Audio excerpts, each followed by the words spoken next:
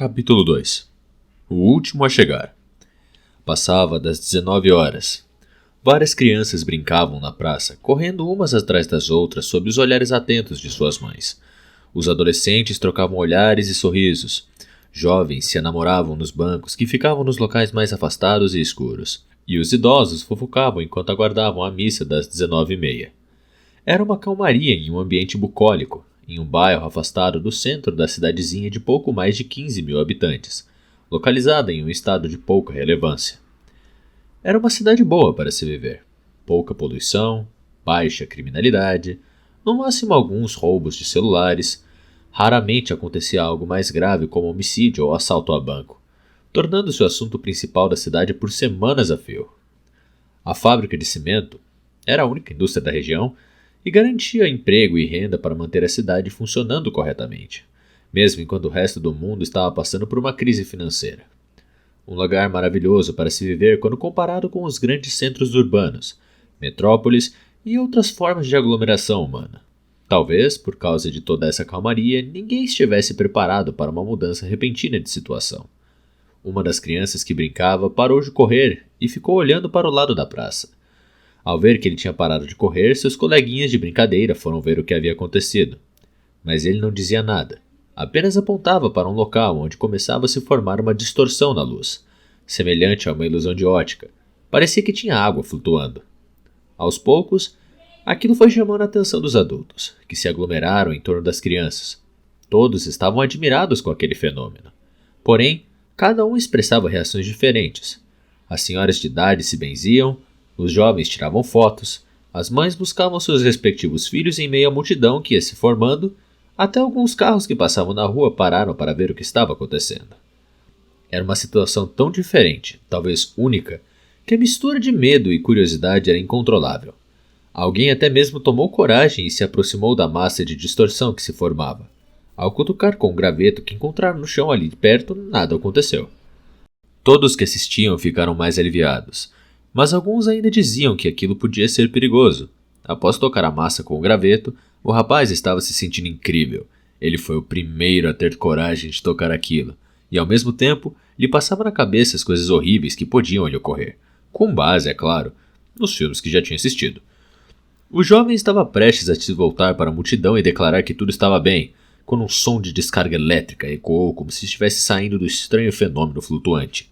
Todos começaram a se afastar daquela coisa desconhecida, dando largos passos para trás. O som estridente se repetiu. Agora as mães já punham seus filhos no colo e se afastavam quase correndo. Foi quando o som ecoou pela terceira vez, mas agora veio acompanhado de um pequeno raio que saiu do centro daquela coisa estranha e foi em direção ao chão. Foi rápido, mas todos puderam ver. Os sons de descargas elétricas se tornaram mais e mais frequentes, acompanhados sempre de raios que iam nas mais diversas direções. Agora, todos os espectadores já estavam a uma distância relativamente segura. O fenômeno estava se agitando, e conforme se movimentava mais barulho e raios saíam de lá.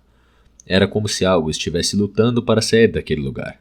Um demônio, um alienígena, ou um viajante do tempo. As suposições eram as mais diversas. Havia ainda pessoas que bradavam que era culpa do aquecimento global, por jogarmos as garrafas PET nos rios. Agora a natureza estava se vingando. O burburinho foi se intensificando na medida que o barulho vindo do fenômeno aumentava. Por mais que a maioria ali achasse que aquilo era perigoso, não saíam de perto. A curiosidade humana é maior que o temor por suas vidas. De repente, os raios pararam, mas o barulho continuou. Enquanto os sons se tornavam mais espaçados, as pessoas se entreolhavam como se previsse que aquilo estivesse chegando ao fim. Um momento de silêncio se fez por alguns segundos, até que um grito agudo chamasse a atenção de todos. Uma senhora entre 30 e 40 anos olhava e apontava para o fenômeno, enquanto segurava seu filho com bastante força. O que teria visto ela que os outros não? Pouco a pouco, outras pessoas pareciam estar vendo algo novo também. Até que ficou claro para todos. Era como se houvesse um plástico translúcido flutuando sobre a praça e alguém do outro lado estivesse tentando rompê-lo. Podia-se ver claramente que eram mãos que tentavam atravessar. Mas atravessar o que exatamente? Alguém havia chamado a polícia, que já chegou afastando a multidão que só aumentava, enquanto alguns policiais já apontavam suas armas para aquilo. Era visível que os representantes da força de segurança não estavam preparados para lidarem com fenômenos extranormais. O que parecia conter quem tentava atravessar se rompeu. Uma pequena fenda apareceu no espaço, 1,5 metros acima do solo. E junto com ele veio um grito gutural que gelou os espectadores até a alma. A primeira mão atravessou. Era uma mão humana, esquerda, esquálida, ferida e pingando sangue. Ficou parada por uns 2 segundos, até que a segunda mão saísse. Era idêntica, exceto pelo fato de ser uma mão direita. Aos poucos foram se afastando, como se estivessem tentando abrir a passagem para o resto do corpo. O policial à frente da operação fez o sinal para que ninguém atirasse.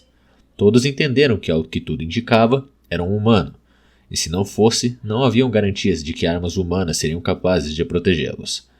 Era assim nos filmes.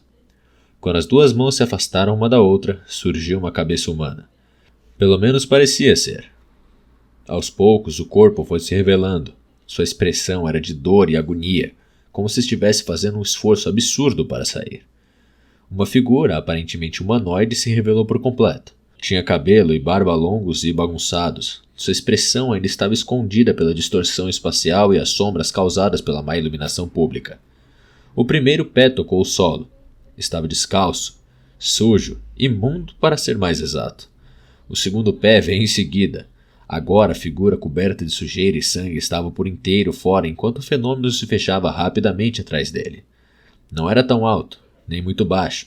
Estava vestindo roupas sujas e rasgadas, com várias bolsas penduradas no seu corpo, parecendo um mendigo, e se não fosse pela sua forma de chegada, poderia ser facilmente confundido com um morador de rua. Os braços caíram junto ao corpo como se o indivíduo recém-chegado tivesse perdido as forças. Mesmo assim, ele ainda caminhou uns 3 passos, começou a sair fumaça de seus braços, e nesse momento o ilustre visitante parecia chegar ao seu limite, caindo sobre os joelhos e olhando para cima. O líder do destacamento policial se aproximou, enquanto tentava entender o que ou quem era aquela figura magra, coberta de sujeira e de braços fumegantes. Quando chegou perto o suficiente, viu que este sorria em meio a lágrimas. Talvez por causa da fumaça dos seus braços ou que ele não tomasse banho há muito tempo, mas um fedor tomou conta do local. Era similar a cabelo queimado. Senhoras gritavam que o demônio fedia a enxofre e entoavam orações. Enquanto apontava sua arma, assustado, o policial ouviu o estranho dizer antes de cair desmaiado. Meu nome é André Lima. Eu finalmente consegui voltar. A notícia se espalhou rapidamente. O último dos 33 heróis havia retornado. Naquela mesma noite, helicópteros pousaram no campo de futebol da cidade, tirando o sossego e o silêncio por uma noite. Militares encapuzados levaram o último herói para longe, deixando a mídia do mundo perguntando o que havia acontecido com o tal de André.